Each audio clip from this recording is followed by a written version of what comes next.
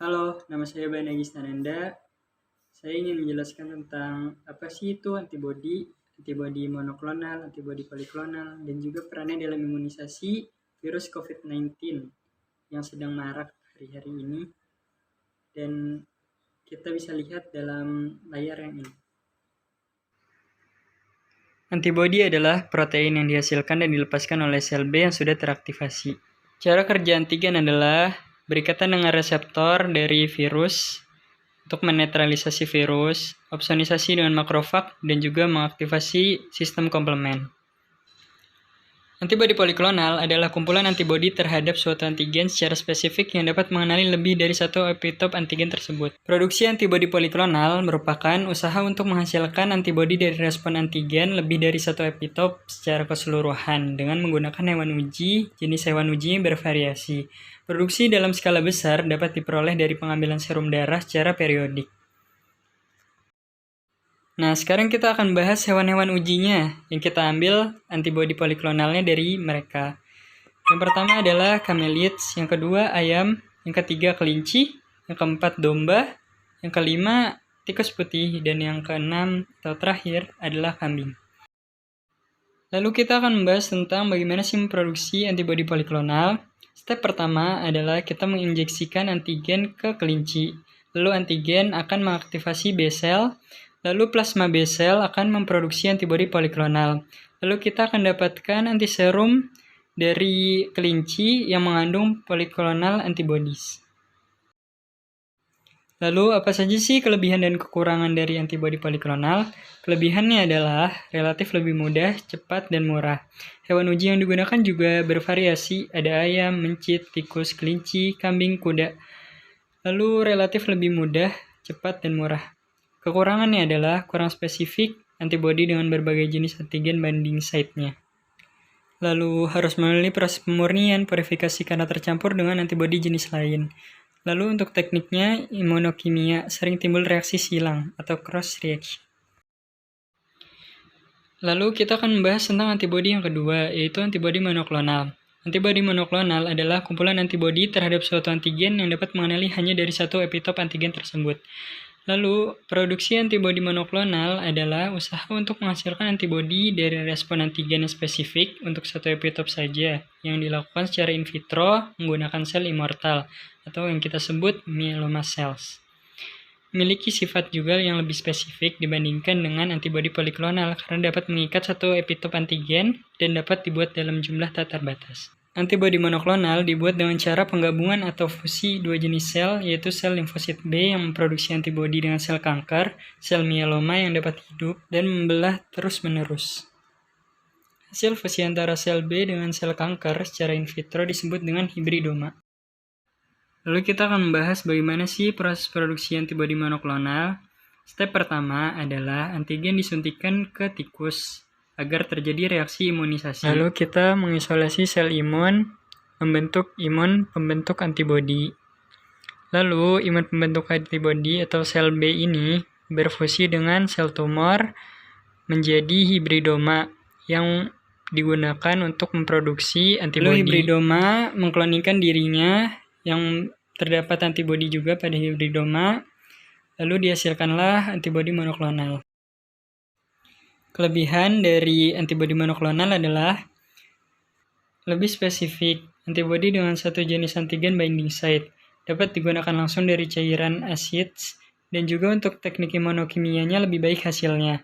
Namun, kekurangannya adalah relatif lebih lama, memerlukan ketekunan dan mahal.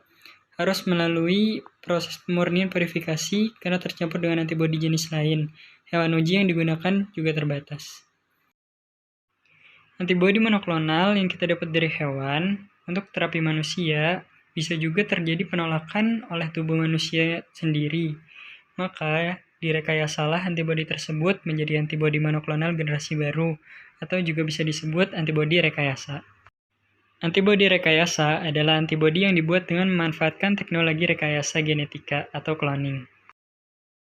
Antibodi rekayasa dibagi menjadi 3, yaitu chimeric antibody, humanized antibody, dan fully human antibody. Chimeric antibody dibuat melalui rekayasa genetika untuk menciptakan suatu mencit atau tikus yang dapat memproduksi sel hibrid mencit manusia. Contohnya adalah rituximab.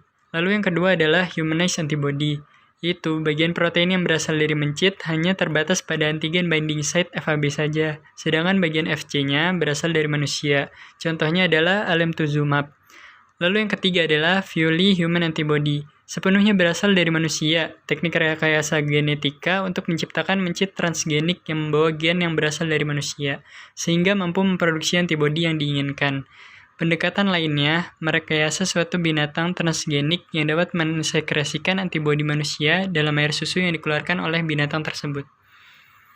Nah, sekarang kita akan membahas bagaimana sih antibodi poliklonal dan monoklonal itu berperan dalam mengimunisasi virus COVID-19. Kita bahas definisinya dulu ya. Jadi, Severe Acute Respiratory Syndrome Coronavirus 2 atau SARS-CoV-2 merupakan keluarga beta coronavirus yang bertanggung jawab atas penyebab pandemi coronavirus disease 2019 atau yang bisa kita sebut COVID-19. Coronavirus memiliki genom RNA rantai tunggal yang mengkode 4 protein struktural utama. Yang pertama adalah spike protein S, yang kedua membran protein M, yang ketiga envelope protein E, dan yang keempat adalah nukleokapsid protein N. Spike protein merupakan satu struktural terpenting karena terdiri dari 3 heterodimiter S1-S2 yang berikatan dengan reseptor enzim pengonversi angiotensin 2 atau disebut juga ACE2 pada pneumosit 2. Lalu kita akan membahas tentang terapi yang menggunakan antibodi poliklonal dalam mengimunisasi virus COVID-19. Nama terapinya adalah terapi plasma konvalesen. Terapi plasma konvalesen adalah pemberian antibodi poliklonal pasif, antibodi untuk memberikan kekebalan segera yang sudah digunakan lebih dari 1 abad yang lalu untuk mencegah dan mengobati banyak penyakit menular dan terbukti dapat menurunkan angka kematian pasien di rumah sakit. Selain berperan dalam menekan virus, antibodi yang ditransfer secara pasif, plasma konvalesen dapat membersihkan infeksi virus dan membersihkan sel yang terinfeksi. Nah, sekarang kita akan membahas tentang bagaimana sih peran antibodi monoklonal dalam mengimunisasi virus COVID-19.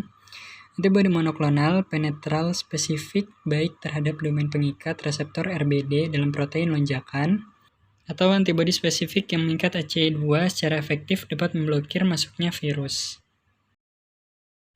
Seperti dapat dilihat di sini, SARS-CoV tidak dapat berikatan dengan reseptor ACE2 karena telah diblokir oleh antibodi, begitupun juga MERS-CoV tidak dapat berikatan dengan reseptor DPP4, juga SARS-CoV-2 tidak dapat berikatan dengan reseptor ACE2. Lalu, interaksi protein spike dan reseptor seluler diperlukan untuk fusi membran dan masuk ke sel target. Antibodi monoklonal yang menargetkan lonjakan protein SARS-CoV-2 berpotensi menghambat pengikatan virus ke reseptor selulernya, sehingga mencegah masuknya virus ke dalam sel.